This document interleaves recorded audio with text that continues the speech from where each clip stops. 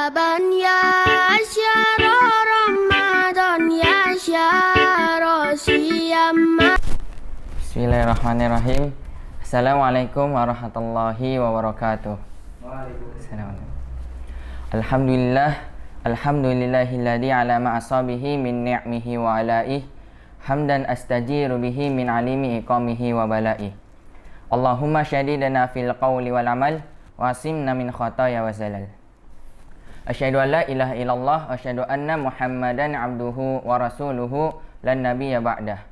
Qala Allah Ta'ala fi kitabihil karim ba'da ma a'udzu billahi minasyaitonir rajim. Ya ayyuhalladzina amanu kutiba alaikumus siyamu kama kutiba alal ladzina min qablikum la'allakum tattaqun.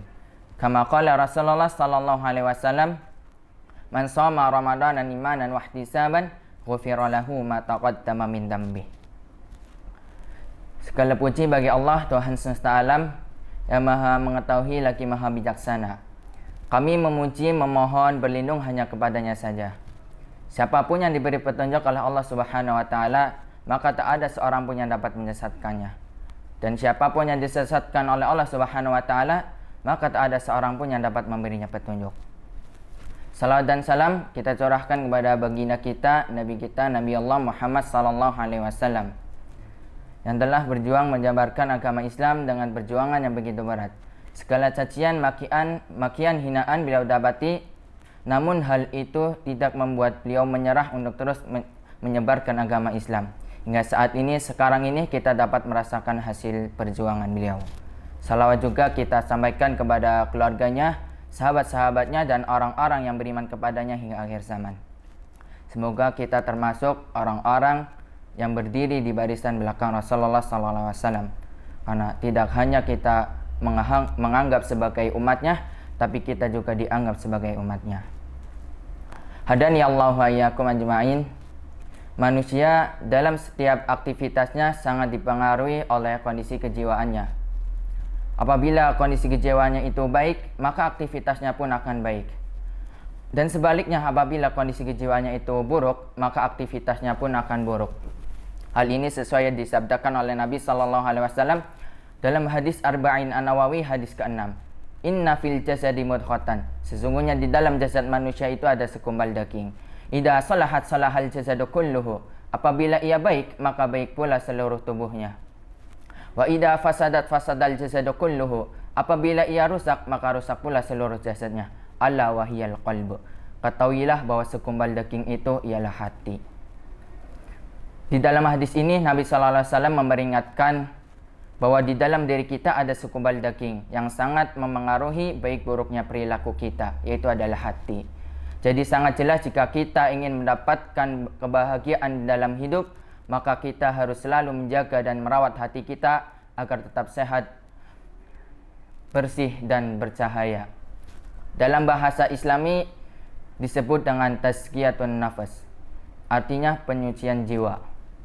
Sebagai seorang muslim, kita harus selalu melakukan penyucian jiwa terhadap apa? Terhadap roh kita, agar selamat dan selalu berada di jalan Allah dan Rasulnya.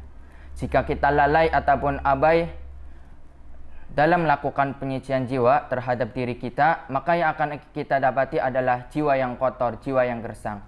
Bahkan bisa menjadi jiwa yang mati. Karena apa? Karena jiwa kita jauh dari nilai-nilai Allah dan Rasulnya. Hadani Allah wa iyyakum ajma'in. Lah, kok kenapa kita harus melakukan penyucian jiwa? Karena jika kita lihat pada zaman sekarang ini, yang mana saat penyakit hati itu banyak menyakiti manusia, maka yang perlu kita lakukan adalah dengan melakukan penyucian jiwa ini. Sesuai dengan apa? Sesuai dengan petunjuk Nabi sallallahu alaihi wasallam. Penyucian jiwa ini juga merupakan tujuan sekaligus sarana bagi orang-orang yang beriman dan orang yang bertakwa. Karena apa? Karena tanpa penyucian jiwa, seseorang belum dikatakan sebagai orang yang beriman. Dan tanpa penyucian jiwa pula, seorang mukmin tidak akan mencapai derajat orang-orang yang bertakwa. Hadani Allah wa iyyakum ajma'in. Adapun sarana penyucian jiwa salah satunya adalah dengan puasa. Puasa ini berada di posisi ketiga dalam penyucian jiwa. Karena apa? Karena di antara syahwat besar yang dapat memalingkan manusia pada penyimpangan adalah syahwat perut dan kemaluan. Adapun puasa itu sendiri adalah proses pembiasaan jiwa untuk mengendalikan dua syahwat tersebut. Oleh karena itu, puasa merupakan salah satu faktor penting dalam penyucian jiwa. Jika sifat sabar itu memiliki kedudukan jiwa yang tertinggi, maka puasa ini adalah proses pembiasaan jiwa untuk bersabar. Oleh karena itu, disabdakan oleh Nabi SAW, as-saumu nisfus sabar. Puasa itu separuh dari kesabaran. Hadis riwayat Tirmidzi dan Ibnu Majah, dan hadis ini hasan. Allah Subhanahu wa taala menjadikan puasa itu sebagai sarana untuk mencapai derajat ketakwaan. Sebagaimana dalam firman Allah Subhanahu wa taala surat Al-Baqarah ayat 183. A'udzubillahi minasyaitonirrajim. Ya ayyuhalladzina amanu kutiba alaikumusiyam kama kutiba alal ladzina min qablikum la'allakum tattaqun. Wahai orang-orang yang beriman, telah diwajibkan atas kamu berpuasa sebagaimana telah diwajibkan atas orang-orang sebelum kamu agar kamu bertakwa. Hadani Allah wa iyyakum ajmain. Perlu kita ketahui bahwa puasa itu dibagi menjadi 3 tingkatan.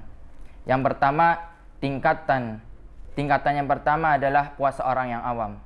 Puasa orang awam ini adalah puasa yang menahan perut dan kemaluan dari menurutkan hawa nafsu ataupun syahwat. Orang-orang yang berpuasa seperti ini, mereka berpuasa hanya sekedar menahan lapar, dahaga, dan juga menahan kemaluan saja. Ini puasanya orang awam. Dan mereka ini tidak mendapatkan apapun dari puasanya tersebut, melainkan hanya mendapatkan rasa lapar dan dahaga saja. Sebagaimana yang disabdakan oleh Nabi SAW, kam shaim, betapa banyak orang yang berpuasa, laisa lahu min siyamihi, namun dia tidak mendapatkan apapun dari puasanya tersebut, ilal ju'i wal atas, melainkan ia hanya mendapatkan rasa lapar dan dahaga saja. Kemudian lanjut ada tingkatan kedua, ada puasa orang yang khusus. Puasa orang yang khusus ini adalah puasa yang menahan penglihatan, pendengaran, lisan, tangan, kaki, dan seluruh anggota tubuh dari perbuatan dosa. Orang-orang yang berpuasa seperti ini, mereka itu berpuasa tidak hanya sekedar menahan lapar, dahaga, dan menahan kemaluan saja, tapi juga menahan seluruh anggota tubuh mereka dari perbuatan dosa. Dan orang yang berpuasa ini juga disebut dengan puasanya orang-orang yang soleh. Hadani Allah wa iyyakum ajmain. Di dalam bahasa Arab, kata puasa itu ada 2. Ada saum dan juga ada siam.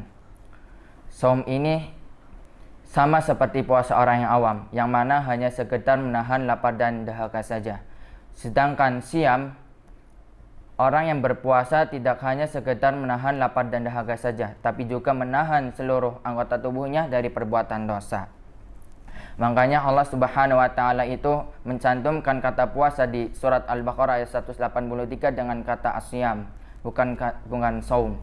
Ya ayyuhalladzina amanu kutiba alaikumusiyam, bukan ya ayyuhalladzina amanu kutiba alaikumussaum. Karena apa? Karena Allah meminta kita untuk berpuasa tidak hanya sekedar menahan lapar dan dahaga saja, tapi juga menahan seluruh anggota tubuh kita dari perbuatan dosa. Lanjut pada tingkatan ketiga, yaitu puasa orang yang super khusus. Puasa orang yang super khusus ini adalah berpuasanya hati. Dari apa? Dari keinginan yang rendah, pikiran-pikiran tentang duniawi.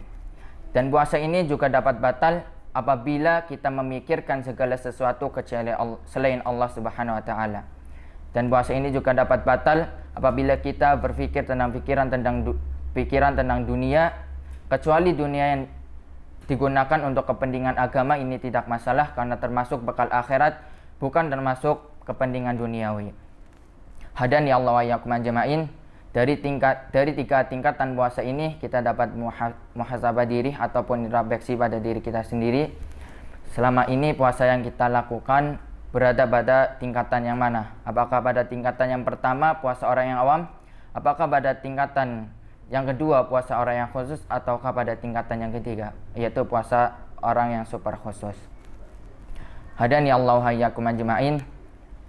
Sebelum saya akhiri, mari kita berdoa kepada Allah Subhanahu wa taala agar Allah senantiasa melimpahkan rahmat-Nya kepada kita semua, menjadikan kita pribadi-pribadi yang soleh, pribadi-pribadi yang bermanfaat bagi orang-orang di sekitarnya, menjadikan kita hamba yang takut kepadanya, takut akan siksanya, sehingga kita mampu berhati-hati dalam mengarungi kehidupan yang penuh dengan tantangan ini, dan kita tidak tergelincir ataupun terjerumus ke dalam dosa yang dapat menistakan kita.